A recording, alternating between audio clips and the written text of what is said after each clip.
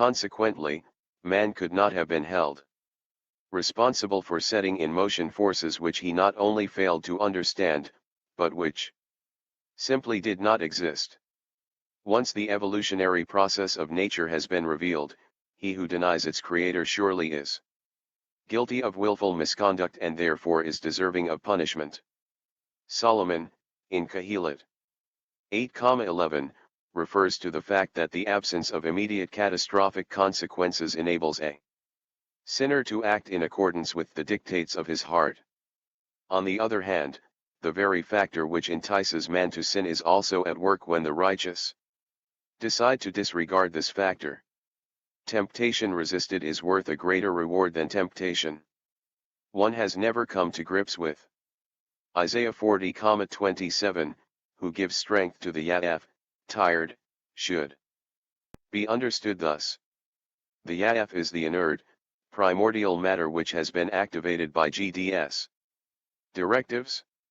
We conclude that both natural law and special providence are required on occasion in order to ensure the survival of mankind. The commentary of Rashi at the beginning of Parshat Bereshit goes beyond the apologetic in vindicating our claim to the land of Israel. His commentary provides the philosophical basis, namely that nothing happens as the result of mere chance, but that everything is the result either directly or indirectly of GD's position as owner of the universe. Problems in the text of the story. 1. Why was light created first, since there were not yet any creatures or other substances that were in need of it? 2.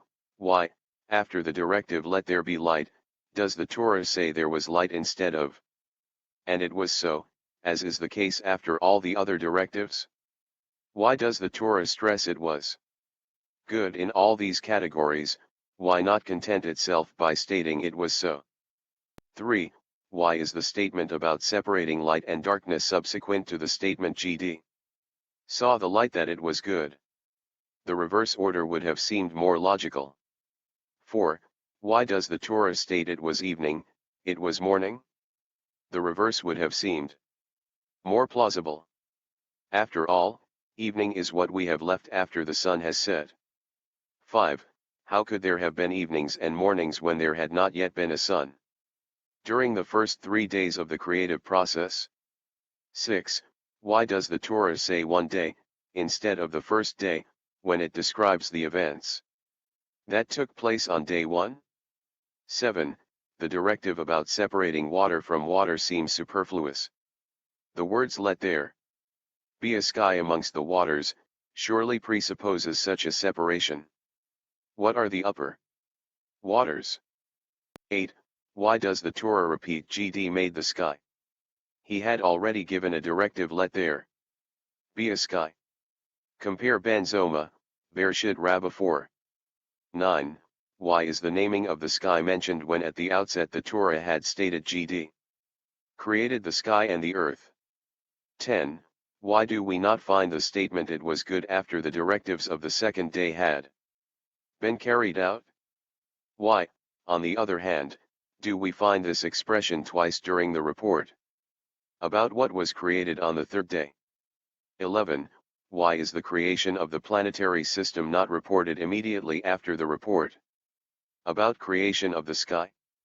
This especially since the heavenly bodies preceded the earth in their causal relationship and planning. 12. Why has the creation of the large sea monsters been singled out for special mention? Similarly, the special reference to Chayat Haaretz, the wildlife on the sixth day? If the latter were the result of Earth's activity, they should have been mentioned at the end of day 3, which describes Earth's activity. Also, why is there no "so it came to be" in those instances? 13. Why was not a special day devoted to the creation of man, seeing he is so distinct from other creatures? 14. When GD said during the creation of man "let us make," etc., so he will have dominion over the beasts, one forms the impression that his purpose is related to this solemn image of GD that man has been made in. 15. Why has the creation of man not been described as having been good? Since the entire creative process is subsequently described as very good, why was this line not reserved for the whole process without all the individual it was good, etc.? 16. Since the belief in creation ex nihilo, from nothing, is so important to us, why did GD not create man first so that he would have possessed first-hand knowledge of the fact that GD created the world out of nothing? 17. Why is GD referred to only as Elohim until chapter 2 verse 4? Chapter 2. The first dictum. And God said, let there be light, etc. The process of creation commenced with the coming into existence of primordial matters, called heaven and earth. The 10 directives of creation did not apply to either heaven or earth. The former exists only in the feelings of the prophets, is an intangible. The latter comprises basic materials not yet fused in any shape or form. The two are so basically different from one another that they could not have been part of any single directive. To consider them as the first directive missing in the list of Vayomer, as the Mishnah in Avot 5,1 explains, is satisfactory. Therefore, the spirit of GD then hovered over this mass of inert, unfused primordial matter described as earth. After a suitable interval, the directive let there be light began the process of separating this mass, imbuing it with growth potential, etc., including the creation of the luminaries, which, however, could not yet be placed in a functional position until a later stage. 1 plus 2, it states there was light instead of it was so. Since the contrast to the previous total darkness represented an advance that had to be emphasized. This was not merely an addition to previously created matter, but the first visible fact of development of any kind.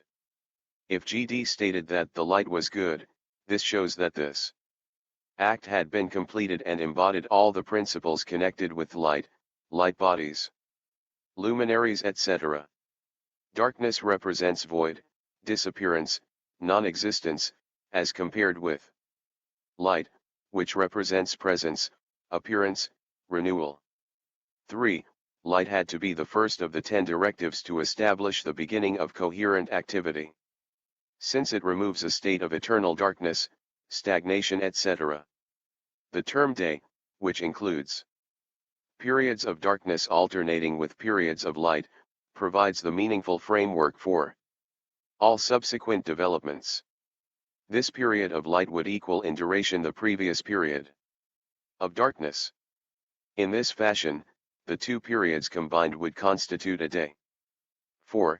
Since the chronological sequence of events commenced with darkness followed by light, the order it was evening, it was morning. 1 day tells us that the term day comprises 24 hours divided into daylight and darkness. The statement, 1 day, therefore describes the definition of day, not how it ranks in the order of things. The division between light and darkness is natural, automatic, since one part of the globe is forever turned away from the sun, the source of light. An artificial act of separating light from darkness was therefore not necessary.